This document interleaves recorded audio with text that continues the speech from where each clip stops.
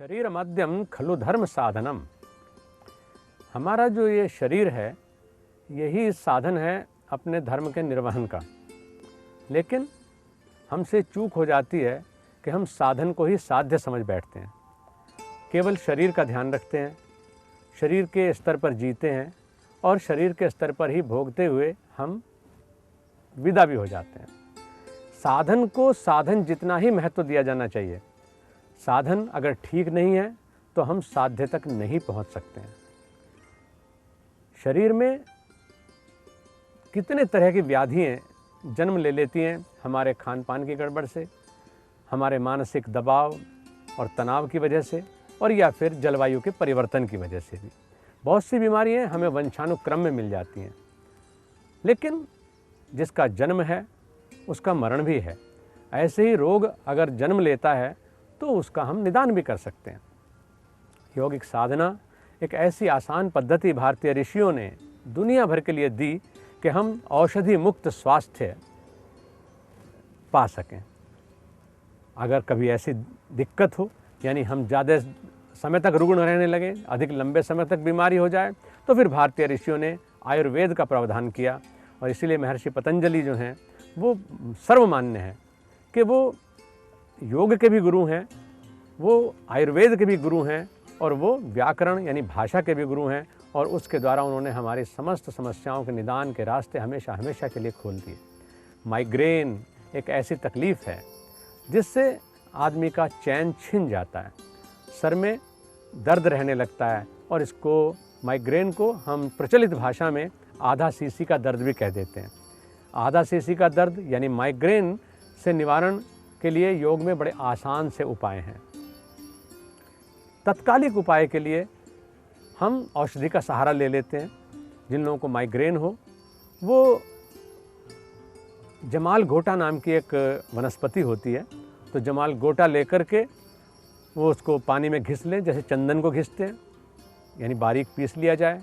और जैसे माथे पर बिंदी लगाते हैं, इस तरह से किसी लकड़ी की सीख से, किसी तिनके से उसको आप जो है दर्द वाले, यानी बाईं साइड से दर्द है तो बाईं साइड में, दाहिनी साइड में दर्द है तो दाहिनी साइड में, अगर पूरे सर में है तो वो मध्य भाग में लगा दें जमाल गोटा को, और 10 मिनट के लिए इसको लगा करके फिर उसके बाद उसको किसी कपड़े से पोंछ डालें, और जिस जगह जमाल गोटा लगाया था वहाँ पर मक्खन या शुद्ध घी थोड़ा सा लगा दें, वरना इससे छाला पड़ सकता है। अधिक देर के लिए नहीं लगाया जाना चाहिए। लेकिन ये स्थायी निदान नहीं है, इससे तत्काल आपको आराम मिल जाएगा, लेकिन स्थायी निदान जो है वो साधना के द्वारा ही होता है। क्योंकि कुछ भी चीज़ जो हम पाना चाहते हैं वो इतनी आसान से नहीं मिल जाती कि हम बिना प्रयास के उसको पालें। योगाभ्यास में प्रयास थोड़ा करना पड़ेगा, फ़ायदा ज़्यादा होगा। तो आइए करते हैं वो क्रियाएं जो माइग्रेन को समूल नष्ट कर सकती हैं। जैसे बताया गया पहले एपिसोड्स में, हमने बताया कि हमारी यात्रा वहाँ से शुरू होती है जहाँ हम खड़े हुए हैं।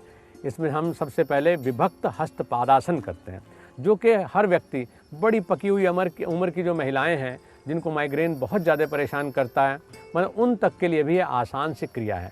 पैरों को कंधों की चौड़ाई में खोल करके खड़े हुए, यानी हमारे कंधे सामान्यतया 1.25 से 1.5 फीट चौड़ाई में होते हैं, तो लगभग 1.25 और 1.5 फीट के चौड़ाई में ही पैरों को खोल करके खड़े हो जाएं। कोई अधिक कुछ करने की ज़रूरत नहीं है। हाथों को आसानी से ऊंचा उठाइएगा सांस भरते हुए। कोई तनाव मत लीजिए, कोई ज़ोर ज़बरदस्ती मत करिए। केवल ये स्थिति जो है वही आपको परिवर्तन ला देंगी, क्योंकि हमने पॉस्चर्स को गलत तरह से बैठ करके, गलत तरह से चल करके, गलत तरह से सो करके, गलत तरह से खा करके अपने सिस्टम्स को ख़राब कर लिया। ऐसे ही उन सिस्टम्स को अब हम सही तरीके से बैठेंगे, सही तरीके से खाएंगे, सही तरीके से सोचेंगे, सही तरीके से सोएंगे तो सिस्टम फिर ठीक हो जाएंगे। तो ऐसे हम जब हाथ ऊंचा उठाते हैं तो फेफड़े हमारे बिल्कुल दबाव से मुक्त हो जाते हैं, हम गहरा सांस भर सकते हैं। इस अवस्था में सांस भरा और सांस छोड़ते हुए आगे की तरफ इस तरह से झुक जाएं जैसे कि अपने आप को ढीला छोड़ दिया है आपने। इसमें कोई मुश्किल काम नहीं है। सिर को भी ढीला छोड़ दो, कमर को भी ढीला छोड़ दो, चेहरे की तरफ तो सिर की तरफ ऊर्जा का प्रवाह होने दो, श्वास नॉर्मल चलने दो। बस थोड़ी देर ऐसे रुको और फिर श्वास भरते हुए धीरे धीरे वापस उसी तरह से खड़े हो जाओ। ये हुआ विभक्त हस्तपादासन। पुराने ज़माने में हमारे जो गुरु लोग होते थे वो लोग बच्चों को दंड भी अगर देते थे तो ऐसा कि उससे उनको फ़ायदा होना चाहिए। आपने सुना होगा कि मुर्गा बनाने की एक परंपरा थी। ये मुर्गा ईमानदारी से एक आसन है, और जो बच्चा मुर्गा आसन करता है वो सज़ा बन गई, ये अलग बात है, लेकिन मुर्गा आसन करने वाले व्यक्ति को माइग्रेन की समस्या कभी नहीं होती है। मुर्गा आसन करने वाले बच्चों की स्मरण शक्ति बढ़ जाती है। इसमें इसी तरह से आगे की तरफ झुकना, लेकिन पैरों के अंदर से, यानी बाहर से हाथों को लेंगे भीतर और अपने कान को ऐसे पकड़ लेते हैं। देखने में लगता है कि गुरुजी ने तो मुर्गा बना दिया, लेकिन नहीं, ये हमने मुर्गा आसन किया और उससे जो मैंने अभी बेनिफिट्स बताए, ये सारे बेनिफिट्स करने हैं। बच्चे कभी ये ना सोचें कि गुरुजी ने उन्हें दंडित किया है, ये जाने कि उनके अगर दंडित भी किया है तो उसका कोई ना कोई लाभ है। गुरु कुम्हार शिष्य कुंभ है, गड़गड़ काढ़े खोट, भीतर हाथ सहारी दे, बाहर मारे चोट। तो ये चोट भी अमृत बन जाता है उनके लिए। इसके बाद हम लेते हैं अगली क्रिया जो माइग्रेन की समस्या को ठीक करने वाली है, पवन मुक्त आसन। क्योंकि माइग्रेन ये वायु विकार है, शरीर में त्रिदोष माने जाते हैं, वात, कफ और पित्त। इनका जब संतुलन बिगड़ता है तो ऐसी दिक्कत आती है। वायु के संतुलन बिगड़ने से हमें माइग्रेन, जोड़ों का दर्द, संधिवात, गठिया, यहाँ तक कि हृदय रोग, ऐसी बीमारियाँ तक हो जाती हैं। तो पवन मुक्तासन इसमें एक बहुत सुंदर औषध है।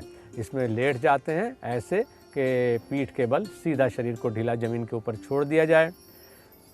ध्यान रखना कि पवन मुक्तासन की शुरुआत हमेशा दाहिने पैर से करना, अगर आप इसका पूरा लाभ लेना चाहते हैं और इंटेस्टाइनल फंक्शंस को डिस्टर्ब नहीं करना चाहते हैं।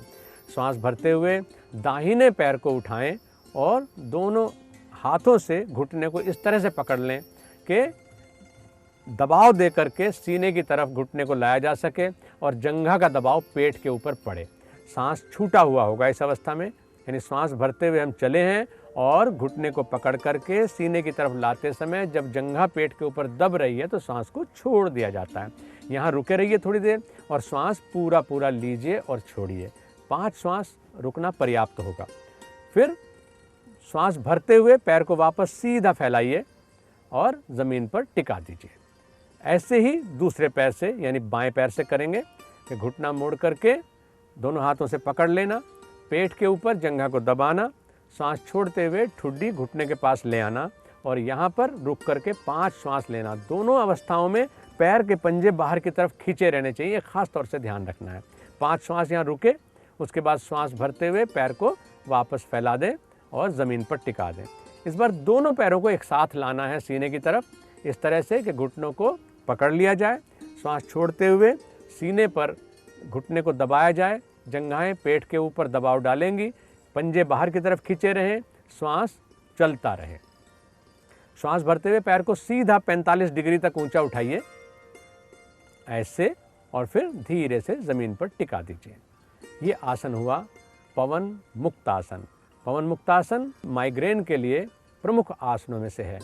यहाँ लेटे लेटे हम लेंगे सेतुबंध आसन और मत्स्य आसन। सेतुबंध आसन के लिए, क्योंकि एक सीक्वेंस है, उसी क्रम में आपको ये क्रियाएं करनी है। सेतुबंध के लिए दोनों पैरों को इस तरह फोल्ड कर लेते हैं कि एड़ियाँ हिप्स के पास आ जाएं। अगर ठीक से नहीं आता तो हाथ से पकड़ के भी आप एड़ियों को हिप्स के पास ले सकते हैं और हाथों से पैरों के टखनों को पकड़ लीजिएगा, जिस तरह से भीम ने पकड़ा हुआ है। अगर आप मोटे हैं, नहीं पकड़ सकते हैं, तो भी कोई चिंता की बात नहीं है, क्योंकि मैंने कहा कि यात्रा वहीं से शुरू होती है जहाँ आप खड़े हैं। हम यहाँ भी उसका फ़ायदा उठा सकते हैं। हथेलियों को बराबर में ज़मीन पर ही टिका दीजिए। अगर आप पैर के टखने नहीं पकड़ सकते हैं तो ज़मीन पर टिका करके फिर ब्रिज बनाना है। ये सेतुबंध का मतलब ही यह है कि हमने एक पुल बना दिया। श्वास भरिए और मध्य भाग को जितना ऊंचा उठा सकते हैं उठाइए। ये बीच का हिस्सा जो है पुल बन गया है, इसके नीचे से भी कोई चीज़ गुजर सकती है। इस अवस्था में रुके रहेंगे, श्वास चलता रहेगा और फिर श्वास छोड़ते हुए पीठ को ज़मीन पर छू देते हैं। माइग्रेन की जितनी भी क्रियाएं हैं उनमें कुंभक नहीं होता है, उनमें श्वास भर करके रोकने का कोई अभ्यास नहीं करना है। सहज श्वास लीजिए, नॉर्मल श्वास लीजिए और यौगिक पद्धति से स्वस्थ जीवन का आनंद लीजिए। इसके बाद हम लेते हैं मत्स्य आसन। मत्स्य आसन माइग्रेन के मुख्य आसनों में से है। लेटे लेटे पद्मासन लगाते हैं, यानी दाहिने पैर को मोड़ करके जंघा में टिका दिया जाएगा और ऐसे ही बाएं पैर को भी घुटने से फोल्ड करके दाहिनी जंघा में टिका दिया जाएगा। दोनों घुटनों को ज़मीन पर टिका करके हाथों को कंधों के पास इस तरह से टिका देते हैं कि कानों के बराबर में आपकी कलाइयाँ आ जाएं। श्वास भरते हुए सीने को थोड़ा ऊंचा उठाइए और सिर का जो ऊंचा भाग है उसको ज़मीन से छू जाने दीजिए। आपका सीना ऊंचा रहेगा, गर्दन पर एक खिंचाव बना रहेगा। इस अवस्था में थोड़ी देर रुकें, आंखें बंद रखेंगे और श्वास चलता रहेगा। ये मत्स्य आसन वो आसन है, मैंने कहा कि यथा नाम तथा गुणा, जैसा नाम है वैसा ही उसके गुण हैं। अगर मत्स्य आसन में आपके शरीर को समुद्र में, नदी में, तालाब में छोड़ दिया जाए तो आप डूबेंगे नहीं, मछली की तरह से आप तैरते रहेंगे। ये उसकी विशेषता है। तो ये आसन आपने किया। इसके बाद दो क्रियाएं हमें करनी होती हैं, एक तो क्षणमुखी मुद्रा और दूसरे नाड़ी शोधन प्राणायाम। क्षणमुखी मुद्रा के लिए, क्योंकि मुद्रा वो है जो मुदिता देने वाली है, स्थायी आनंद की प्राप्ति मुद्राओं के द्वारा हमें होती है। इसके बारे में और चैप्टर्स भी आगे चलेंगे, लेकिन यहाँ क्योंकि हम माइग्रेन से संबंधित बात बता रहे हैं तो माइग्रेन में जो लाभकारी मुद्रा है वो है क्षणमुखी मुद्रा। इसमें हम क्या करेंगे कि अंगूठों से अपने कानों को बंद कर लेते हैं, जिस प्रकार भीम करके आपको दिखा रहे हैं। तर्जनी उंगली जो पहली उंगली है इससे नेत्रों को बंद कर देते हैं। जो मध्यमा उंगली है, लंबे वाली उंगली, इससे नाक को बंद कर देते हैं। और फिर काकी मुद्रा बना करके, यानी जीभ को पाइप की तरह से लंबा बना करके हम श्वास भीतर भर लेते हैं। जब श्वास ले लिया तो उसको फिर वापस इस तरह से गालों में फुला लें और रिंग फिंगर से ऊपरी होंठ और जो हमारी कनिष्ठिका यानी छोटी उंगली है उससे निचला होंठ बंद कर लेंगे।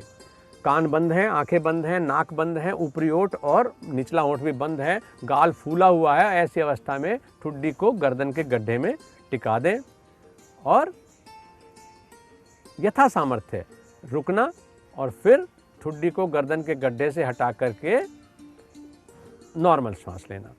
यानी यहाँ पर श्वास रोकने के बारे में बताया गया, लेकिन रोकना सिर्फ इतना ही है कि श्वास रोक करके जालंधर बंद लगाया और उसको फिर छोड़ दिया। मैंने बताया कि कुंभक करके यानी श्वास भर करके लंबे समय तक रोकने वाले अभ्यास माइग्रेन के रोगियों को नहीं करने चाहिए।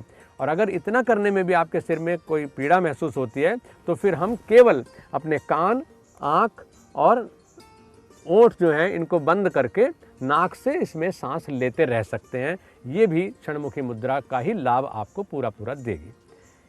प्राणायाम के नाम पर जो क्रियाएं हम इसमें लेंगे वो है नाड़ी शोधन प्राणायाम का पहला स्टेप। आसन में स्थिर होकर के बैठना है, क्योंकि जो व्यक्ति आजकल बहुत हो रहा है, प्राणायाम इतना प्रचलित कर दिया गया कि आसन करते नहीं है, सोचते हैं सीधा प्राणायाम का बेनिफिट मिल जाएगा। ऐसा नहीं। योग दर्शन में बताया गया है कि तस्मिन् सति श्वास प्रश्वासर योगति विच्छेद प्राणायाम है। आसन में स्थिर रूप से अगर आप बैठ करके श्वास का नियंत्रण का अभ्यास करेंगे तो ही प्राणायाम कहलाएगा। चलते चलते प्राणायाम नहीं होते हैं।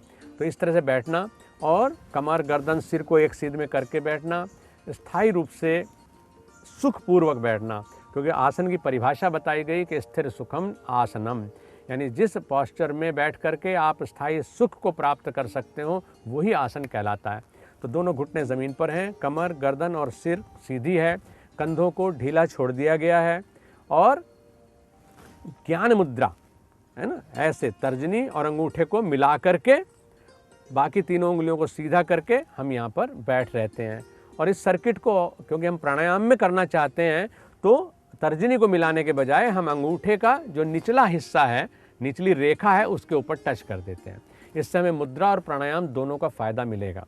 तो इस अवस्था में बैठे श्वास का ध्यान कैसे करना है कि आंखें बंद हो जाएंगी, दाहिने हाथ के अंगूठे से दाहिने स्वर को बंद कर लेंगे, जिस तरह से भीम आपको करके दिखा रहे हैं। बाएं स्वर से श्वास को धीरे धीरे धीरे धीरे लेना होता है। प्राणायाम में श्वास की विशेषता ये है कि इतना मंद गति से श्वास होना चाहिए कि आपको भी उसकी आवाज़ सुनाई न दे। लेकिन यहाँ पर क्योंकि आपको बताने के लिए, सिखाने के लिए, समझाने के लिए ये सेशन चलाया जा रहा है, तो उसमें श्वास लेना कैसे होता है इसको आप एक बार देखें कि श्वास लेने में आवाज़ हो, पता चल जाएगा कि सांस लिया जा रहा है।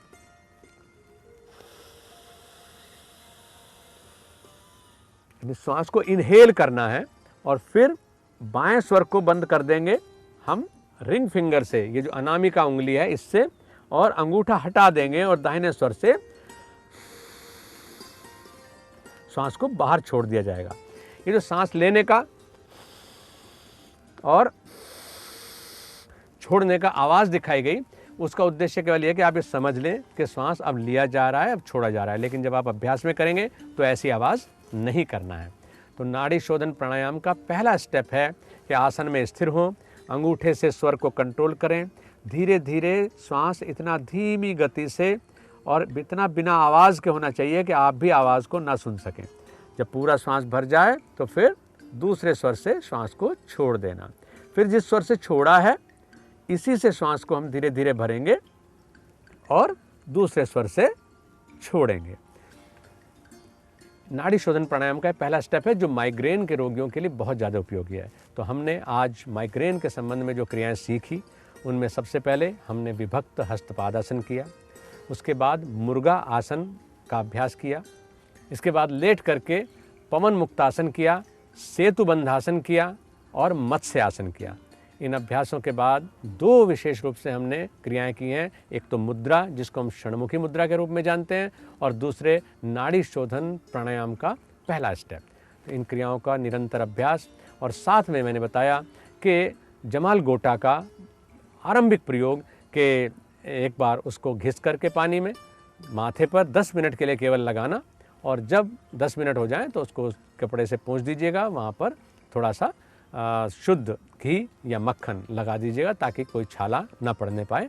आप माइग्रेन के दोष से तो मुक्त होंगे ही होंगे, साथ ही वायु संबंधी जो अन्य विकार भी हैं वो भी इस अभ्यास से ठीक हो जाएंगे।